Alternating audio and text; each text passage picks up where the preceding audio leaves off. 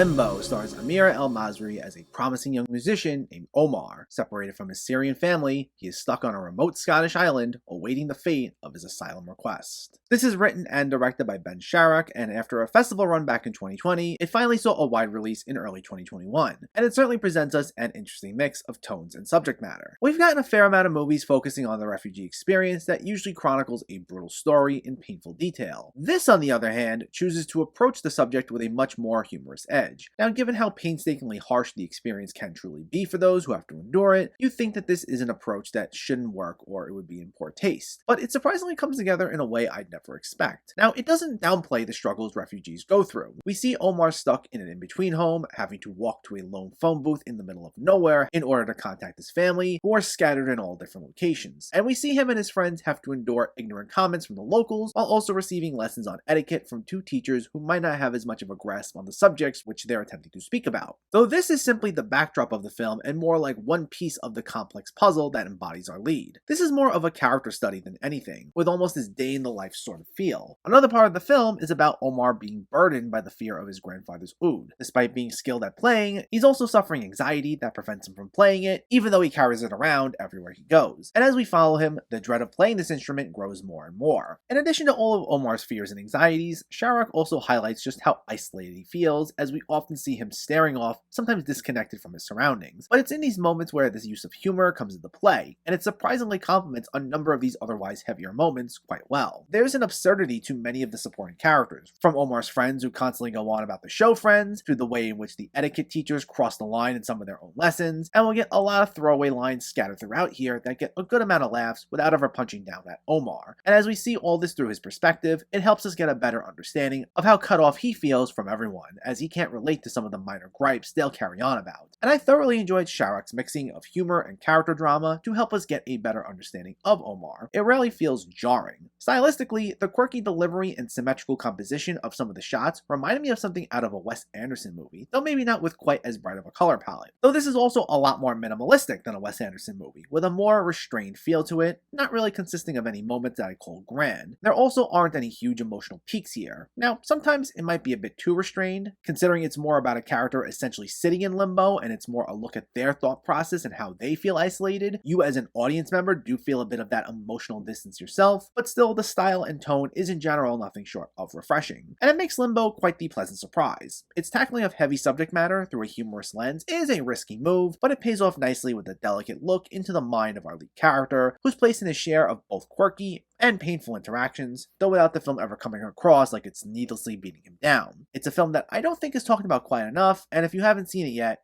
you should definitely give it a watch. Limbo gets an 8 out of 10. So let me know, did you see Limbo, or are you planning to see it, and what were your thoughts? Did you like its mixing of tones? Do you want to see more from this director? Let me know in the comments below so we can discuss. Also, if you enjoyed this video, please give it a like and share it, and for more movie reviews and film discussion, please make sure to hit that subscribe button to stay updated. Thanks for watching everyone, and keep having fun with film.